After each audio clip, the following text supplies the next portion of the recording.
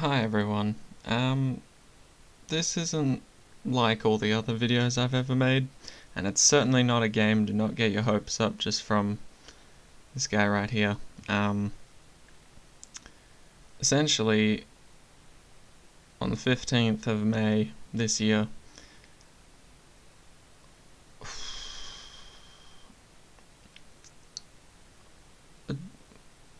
he's not even really my dog, but my sister's dog, who's pretty much been with us for, God, at least 12, maybe 13 years, passed away on the 15th. And it's kind of hit the whole family pretty hard, especially my sister the most. But I felt like it's necessary to at least show you guys what he was like and give you an idea of what kind of dog he was. So yeah, we're just gonna get into this. His name was Daxter.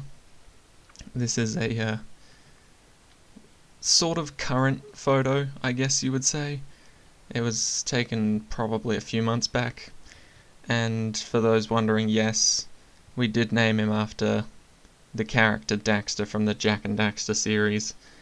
Amazing series by Naughty Dog if you're interested, but yeah, so this is the character who he was named after. And let's just get to it, I suppose. I don't know how old he was exactly when we got him, but this is him when he was a puppy, exploring out in the garden. He was always an inquisitive little adventurer, this one.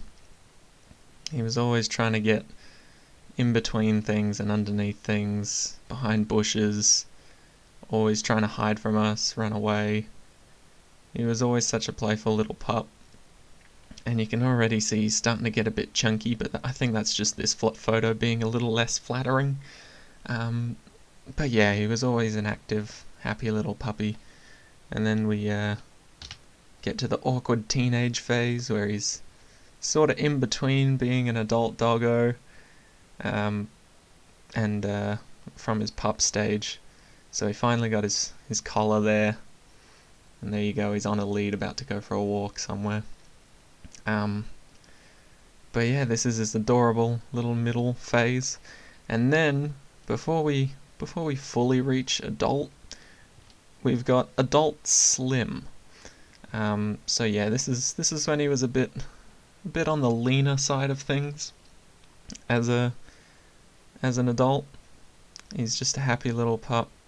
I always considered him a puppy. I'd always call him puppy, regardless of how big he got.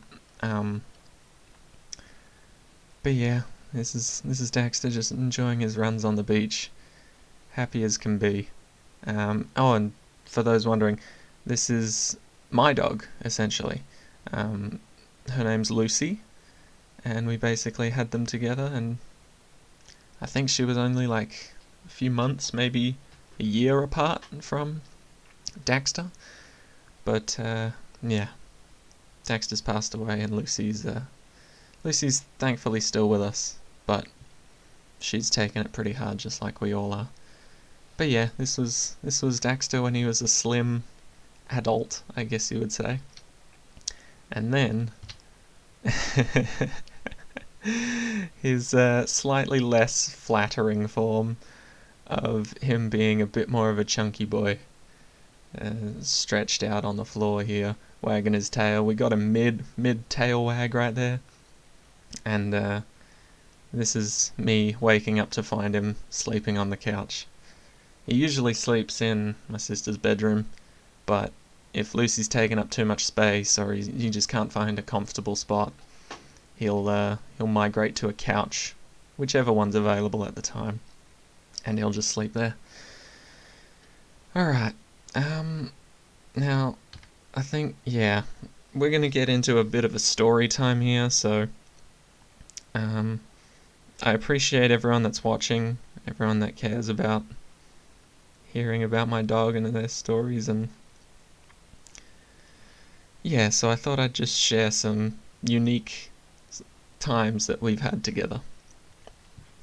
First things first, I think this was still while he was quite young, but when he was on the beach, you saw the beach photos earlier, he actually swallowed a blowfish, and miraculously he wasn't fazed in the slightest. Like, he just did not give a crap. He was like Kirby. He just ate it, didn't realise it was potentially a threat, and he got lucky, and it just didn't bother him whatsoever. And it was hilarious too, because he did what all dogs do in that situation. He picked it up briefly. When we figured out exactly what he was holding in his mouth, we screamed and ran at him, and he ran away. He ran away with it in his mouth along the beach and ended up swallowing it because we just acted immediately thinking, oh god no, don't let him swallow it, and started screaming and making a big fuss about it, but naturally that just made him think, oh, they want to take this off me, but I like it. So he ended up swallowing a blowfish. And yeah, he was, weirdly enough, perfectly fine. We were all worried sick, but he clearly wasn't. So yeah, that's the time he swallowed a blowfish on the beach. And a lot of these stories will have similar shenanigans, so to speak. Bread, this one's a fairly short one. Basically, Daxter managed to, in the middle of the night, by the way, so he's a smart dog. He knew to do this when we were all asleep and in our rooms, not paying any attention.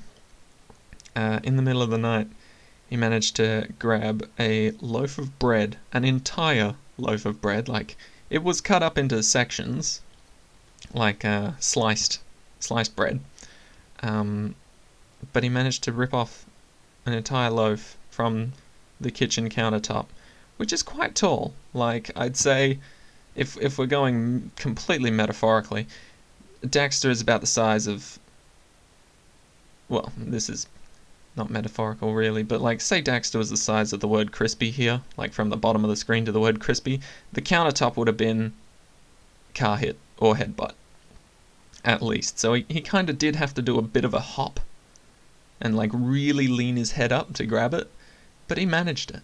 He managed it, pulled it off the counter, ate the whole bag, and all we found in the morning was a ripped open bag of bread with no bread in sight, and pretty much Daxter lying down on the bag, so we knew who had done it. Right, the next story's pretty much a similar thing, except he ate about a dozen Krispy Kreme donuts, and this one was a little more obvious that it was mainly him, just because the box was left on the kitchen counter. Once again, you'd think we'd learn our lesson, but we didn't. And he managed to get it down. He ate all the donuts that were left over. I think we did have quite a few of them. So it wasn't that much comparatively to what he could have eaten, but it was still like over 10, which is, you know, pretty insane. But yeah, he ate all the donuts. We woke up in the morning, noticed the donut box on the floor, and we noticed that Daxter had icing all over his face, like green icing. I think they were like Christmas donuts or something. But yeah, he tried to act innocent, but the icing smeared all over his face, all over his nose, all over his mouth and whiskers was a little bit damning evidence, to say the least. Alright, and then moving on to the dog biscuits. Basically, you can buy a packet, or I suppose it wouldn't be called a packet, more like a bag. You can buy a bag of 20 kilos worth of dog biscuits. And so we would often buy a bag, fill up a tub or like a bucket, and we wouldn't feed it to them, we would just use it to store it, right? So that we could get rid of the bag or use the bag for something else if we wanted a sturdy bag, right? So we filled up this box, and countless times, if we had not been, like, vigilant, he would have easily downed that entire box. Like, it is not healthy for him to do that, but the box was roughly like shoulder height on him, so he could easily get his head in, but he couldn't like eat all the way down to the bottom unless he tipped it over. And so thankfully a lot of the times he didn't tip it over. But essentially, if we weren't paying much attention and the shed door was left open, Daxter would be so sneaky, so quiet to sneak in there and shove his head in that box and just start eating. I swear, sometimes he'd eaten like half a box full of dog biscuits before we found him. We just start looking around going, it's quite quiet, isn't it? Yeah. And then we'd just hear, like, once we started actually listening properly, we'd hear like munching and like a tail wagging and like hitting things in the shed, and we'd be like, oh god, no. And yeah, most of the time he'd eat down to the halfway point in the biscuit box before we had to pull his head out, shut the lid. And I mean, what are we gonna do? Make him throw it up? Hell no. We're just gonna hope that he didn't eat too much to put himself into a food coma. Speaking of which, another story about dog biscuits is that we also had we've also got a little dog called Raymond. He belongs to a different sister of mine who's moved away, so we see him a couple times every now and then. But basically my mum has his dog biscuits in a bag as well. And one day Daxter somehow managed to find his way into them, and he ate all of them. This wasn't a 20 kilo bag, mind you. This was like a 5 or a 10 kilo bag, so it wasn't devastating. But essentially for the rest of the day and like the day after that, he was not gonna move much. Like, he was lazing around just trying to digest what he ate. He refused to throw it up. He absolutely refused to throw it up. And he was just a sloth for like 2 to 3 days in a food coma.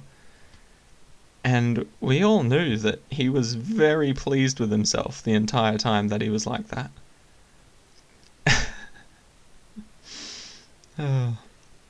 Alright, and then we've also got lumps. Now, at one point in time, Daxter started to get these little lumps, and my sister, who owns the small dog that I mentioned earlier, is also a vet, so we had her come have a look at him, and she basically just said that they were like fatty tumours,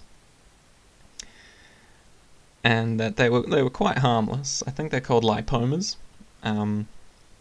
But yeah, they were quite harmless. They just made him lumpy, and so for a lot of the time we did call him either a big lump, a small lump, or just lumpy in general. And not in like a mean way, but just as like a cute sort of nickname for him, because he was always happy the entire time, even when he started getting these lumps on him.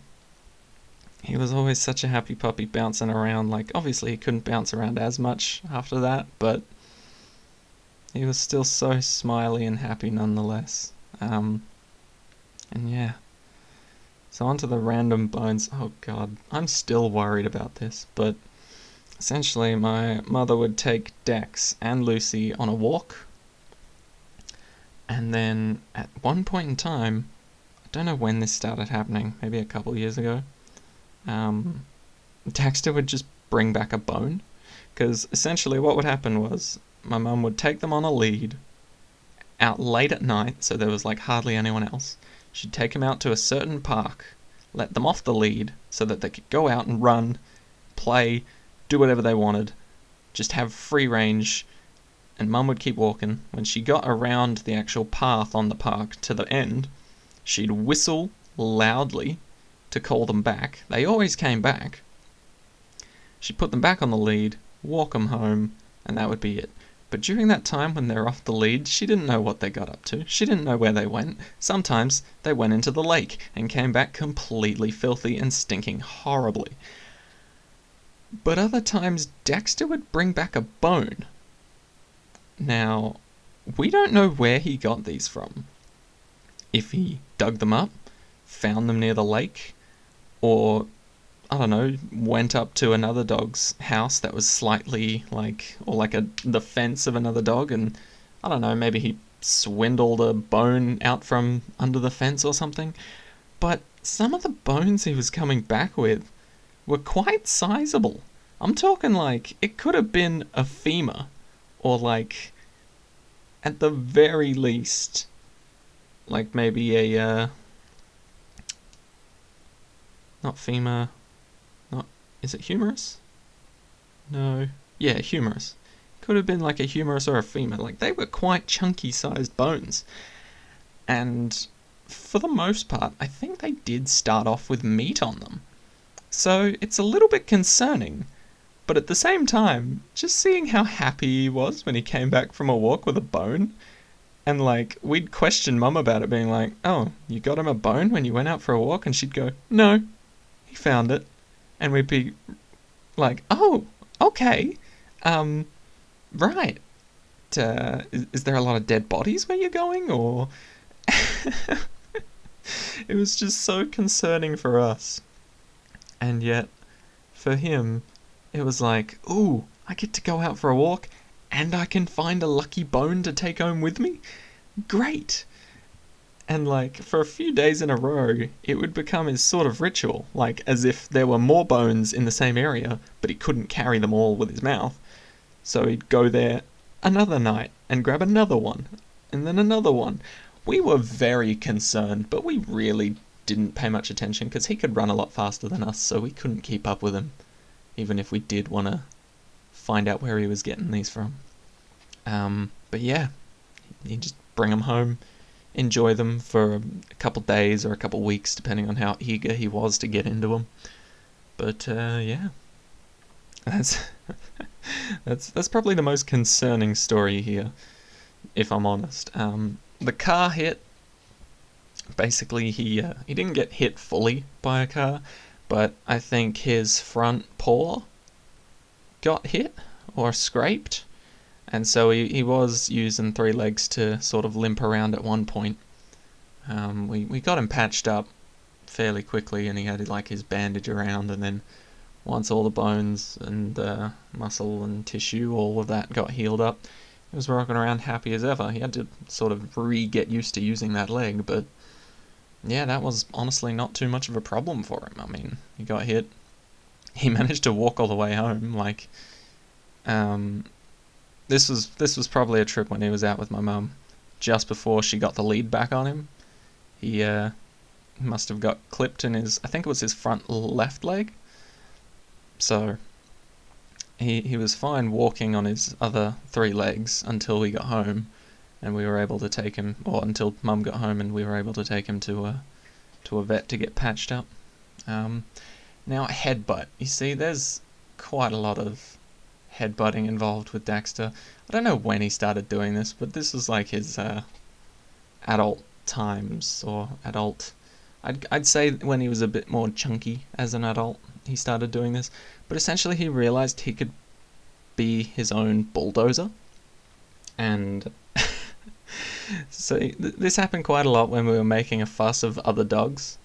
So like if we're making a fuss of Lucy while she's like lying down on the ground, or our other dog named Raymond, if we're making a fuss of either of them while we're on the ground, and he'll just like casually stroll up, see it happening in the room, and then he'd kind of get excited, and he'd like run up to you, not like super fast, but just like a slight pep in his step. A little bit more speed than usual, more like a power walk, I guess. And instead of going around you, or instead of like stopping before you, he'd bump his head into you and sort of shove you to the side and walk past. Almost like that jock in pretty much every high school drama or movie or kids show or whatever, that just purposely just sort of shoulder charges someone holding a lot of books and then they drop them all to the ground. That was essentially what he was doing, but with his head. He was just kind of like shoving us out of the way. And so he just always seemed to do that. Like, I don't know what it was. Like, he just really liked it. Like, it was almost a sign of affection for him. Like, if you saw it coming and you knew he was going to do it, you could sort of like open your arms and he'd still ram into you, but then you could sort of hug him and just cuddle him, and I think he just loved that. He just loved that sort of enclosed, close feeling of being like head to head almost, or head pretty much snuggled into body. But yeah, that's his headbutting situation. He also did use it a couple times where he actually hit us in the head with his head. So it was headbutting the head. And that hurt a lot more, because he had a pretty bony skull. I don't know why, but yeah, that actually like dealt some pretty decent damage. And I think a couple people got even bruises from it, so... He didn't seem to mind though, he just loved it. That was his way of showing affection a lot of the time. Alright. That also kind of ties in with the opening doors part, but we'll move on in order as we have been. Right, Barricade Hallway. Now, in his later years, I'm talking not even like... I think it would have been his last couple years of life. But essentially, he always became like a blockade or a barricade or things like that. And what I mean by that is, every time you wanted to walk somewhere, and Daxter happened to be in between you and the place you wanted to be, he would always be perfectly in the way. And since he was quite a sizable dog, as you can see, he's taken up quite a bit of room there, at least 2 seats on this couch, right? He also took up a sizable space of the room, and since he was quite tall, it was pretty difficult to either nudge him out the way or walk around him. And so it just became a thing where we'd basically just use him as a sort of obstacle course where we have to either step over him or like rub his butt vigorously so that he'd get really happy and like turn around and move out the way just to like get in your face a bit more with the cuddles. But yeah, we'd have to always maneuver around him. And so he just ended up being known as the barricade, the blockade, the obstacle course. It was hilarious that it was becoming a bit of a thing. It did get annoying at certain times, like if you're in a hurry, he'd always be in the way. He was never like, he never discriminated either, like he was in everyone's way. Even other dogs, like Lucy, struggled to get past him sometimes. She's often quite a quiet dog, and like she'll rarely bark at anything unless Daxter starts it, and then she'll chime in, but just on her own she'll never really bark unless there's like proper danger. But a lot of the times Daxter would just be lying down in the hallway, and the hallway is quite thin, and so he'd take up pretty much all of it, and Lucy would like try and get past him but found it quite difficult, and Daxter didn't care. He didn't get up and move, seeing that Lucy was obviously trying to move past him. No, he didn't care. He just laid there and was just like, but I'm comfortable. and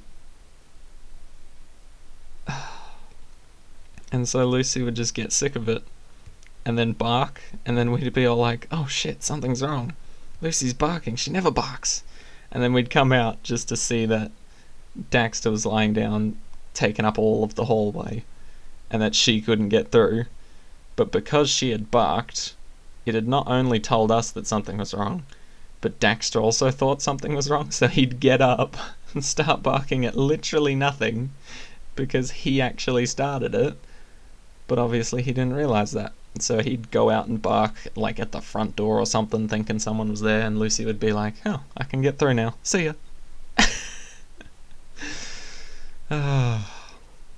We're always stepping over him, but that, once again, that does mean sometimes in the middle of the night, because in the summertime in Australia it gets quite hot, so we have tiled floors in the hallway, but not in bedrooms. We've got carpet.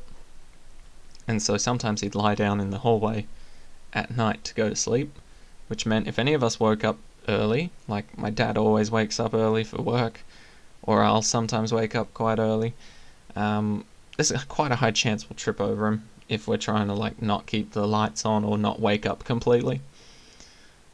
And so we just randomly have to like build up a sort of technique, almost like we were actually blind, where we'd start feeling around and tapping the floor in front of us, kind of probing for a furry tail, or to like make contact with a leg or something, just so that we could get our bearings of where he might be position-wise on the floor, and try and awkwardly hop or jump over him. Yeah. And then eager playtime. See, this is another one that was it was a little, he was always excited to do it, but we weren't. So essentially, Daxter's got a pretty big mouth.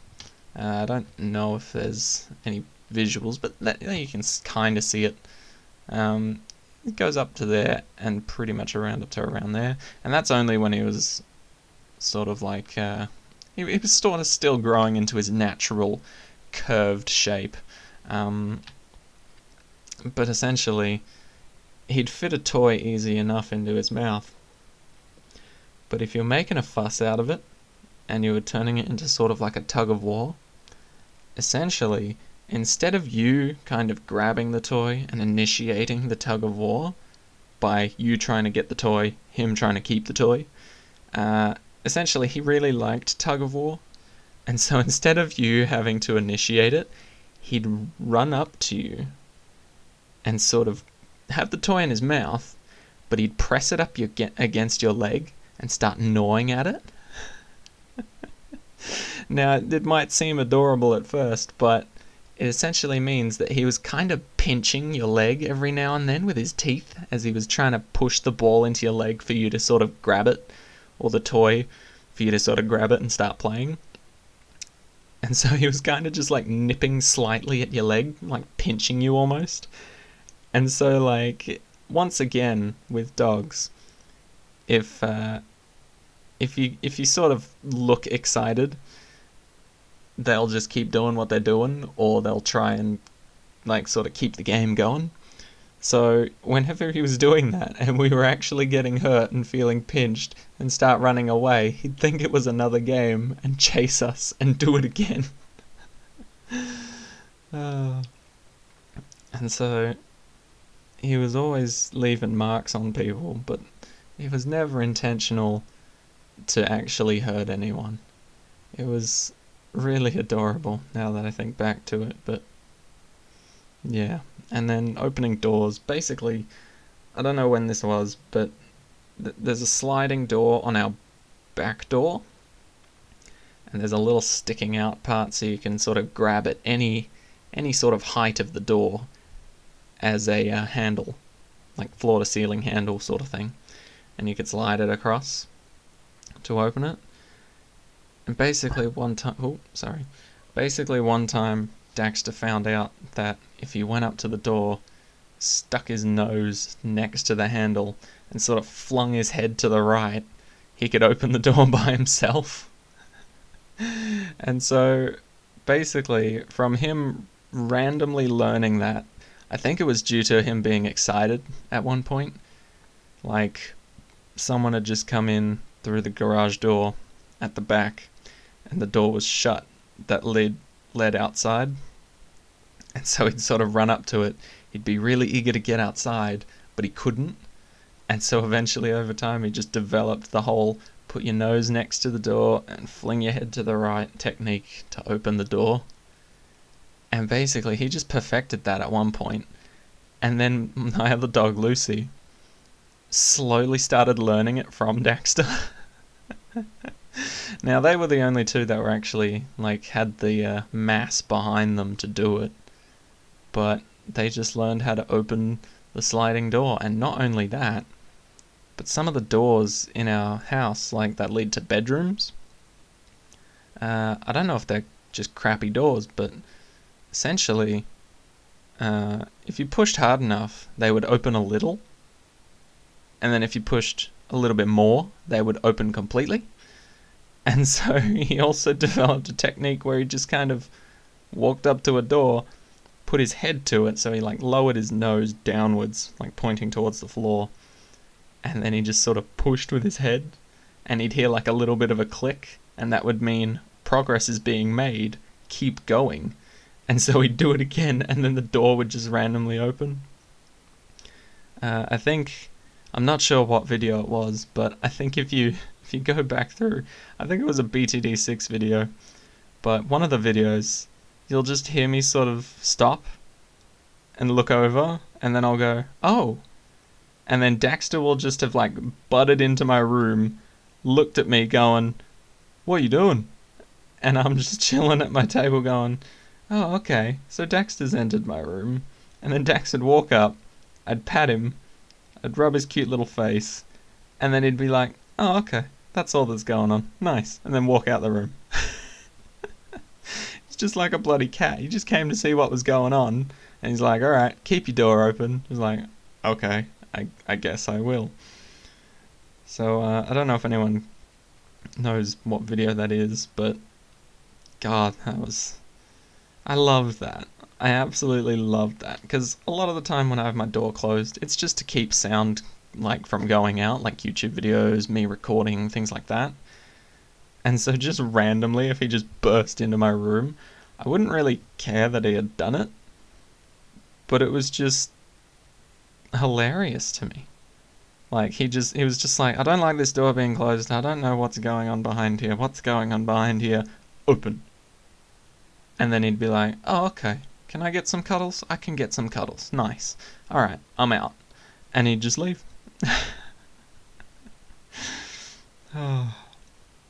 And then, lost. There was one day when Mum took him for a walk. He went out off his lead, on his little adventures, as usual. And then when my mum whistled, only Lucy came back. And so obviously she whistled a few more times, did like another lap of the place. He wasn't anywhere to be seen. He must have been out of earshot or something. But essentially she couldn't find him. And so we just took Lucy home. Or she just took Lucy home. I wasn't with her. And she said, like, I couldn't get Daxter to come back. He usually does come back. This wasn't like the first time she took them off the lead or anything. Like, she had done it many times before and he had always come back. But yeah, so she brought Lucy back. We all got worried, so we all brought flashlights out and went searching. None of us could find him. We all went home feeling utterly depressed, thinking that we had lost him. And that he had been either taken or he'd just gotten lost and hurt himself, couldn't move, something like that. And so we all went to sleep feeling like absolute shit. Only to wake up the next day and find that Daxter had made his own way home. And he was injured, not heavily, so like he could still walk on all four paws, but he did have a couple scrapes and bruises around. But he just made his own way home and sat by the garage as if Mum hadn't like opened the door for him to get in and like left him out there. That wasn't the case, but he managed to find his own way home and just sat there chilling until like morning when someone came out and noticed him, and he was all happy and all jolly and bouncy, trying to get back into the house and be like, oh, I'm safe now, I'm home, people are here, I recognise these people, yes. Oh, but yeah, those are just some of the highlights, some of the main things that really made Daxter who he was. And I think the sad part is, or the saddest part for me, is that I might get a bit emotional here. Essentially all the things that he did that you might consider annoying, or you might consider a bit over the top sort of thing, like the way he sort of bulldoze into you, or block the hallway and just become an obstacle, or start biting into you when he's playing with his toys, or even just opening doors if you're trying to keep the heat in and it was winter. Just all the things that would generally annoy you. In some cases, like, I genuinely miss now. Now that he's gone. It almost feels empty in the house, not having to step over him constantly.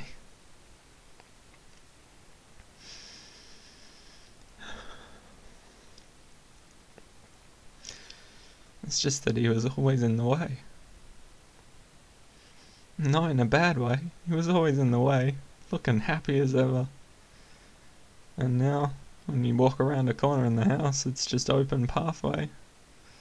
Lucy doesn't get in the way, she just follows. But there's no Daxter to step over now.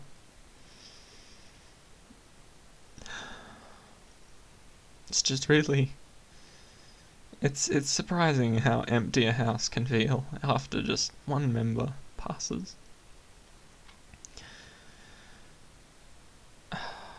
So yeah, just things like that, like him not being in the way or having to step over him anymore. Or like him gnawing at you while playing.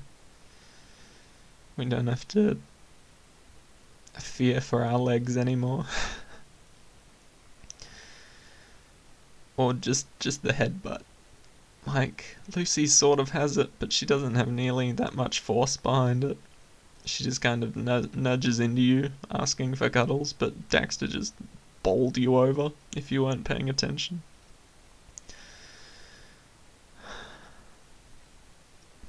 I'm gonna miss him.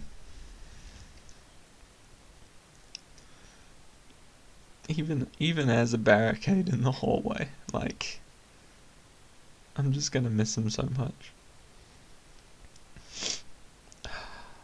Anyway, even the random bones that he brought back, like, I don't know where the hell he got those from, but frankly I don't care anymore. I just wish he was still here to bring them. And especially all the food being stolen. None of our other dogs did that, unless it was purposely left out for them. And then of course it wasn't even stealing, so he always knew to do it at night as well. He was such a smart dog. He'd wait for us all to go to bed before he'd pull off his little heist of stealing a loaf of bread or some Krispy Kreme donuts. Now we can just leave food on the kitchen counter and no one will touch it.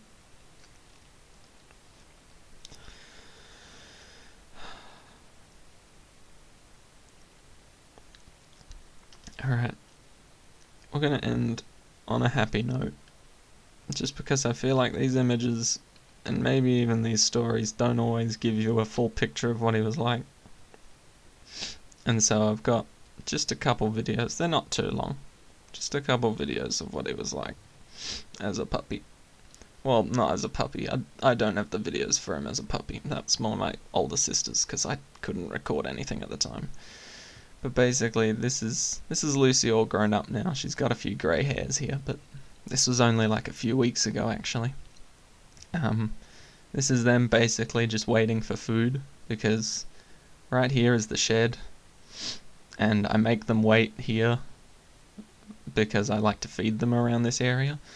So this is the shed. I went inside the shed, and my girlfriend, Natalie, was basically recording these two and their reactions to waiting for food, and this is basically, I'm not going to have any audio, but just look at their little cute faces as this happens.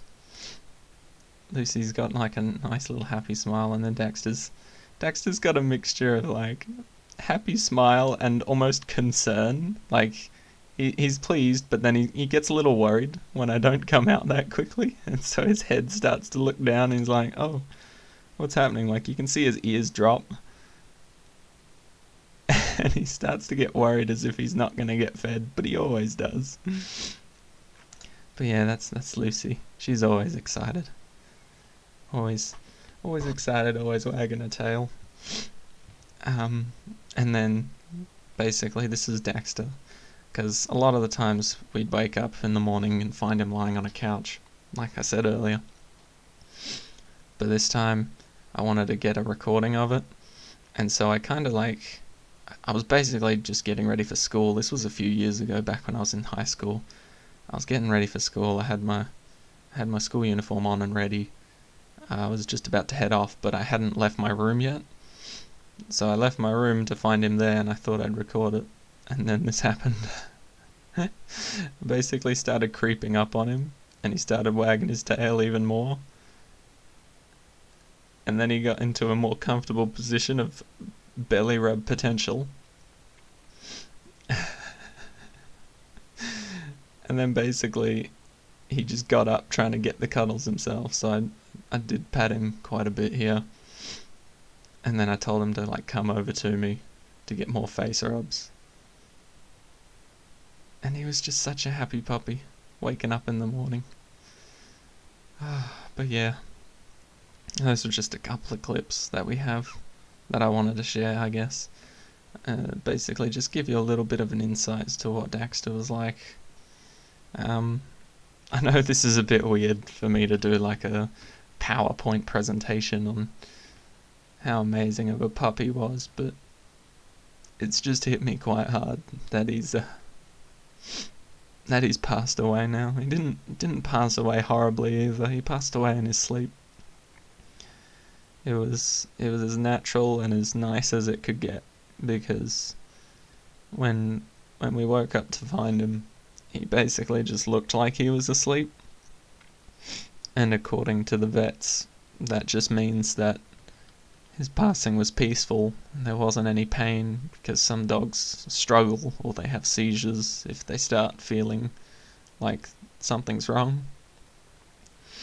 And so it was probably the best way for him to go. But as always, you never expect it. One day he's here, the next he's gone. And it's always too soon, isn't it? Even if they're as old as the hills, you never want them to go when they do.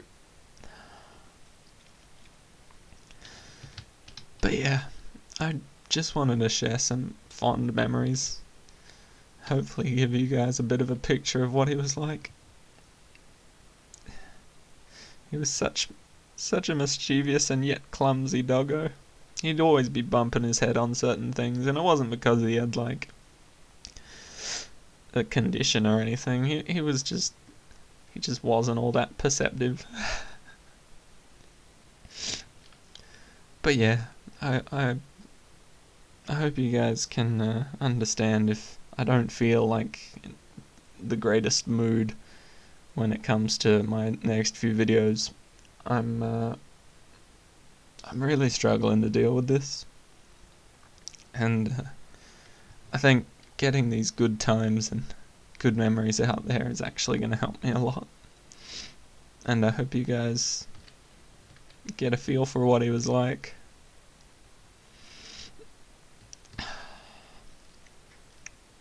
Because I feel like everyone should know about him. He was such a happy pup.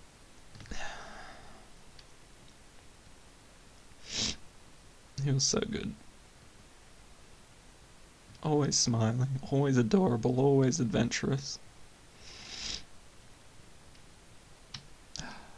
Alright. I think that's about all I wanted to say.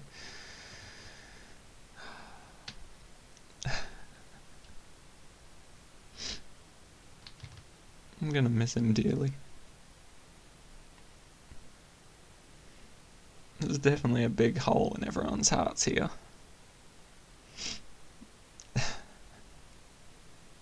Just looking at his cute face. And his little adorable mannerisms of like, if he's not getting pet, he'll start to paw at you. Or he'll nudge you with his head if you're close enough for you to just keep going. Oh, he was such a good puppy. Anyway, I hope this gave you a bit of insight as to what kind of dog he really was.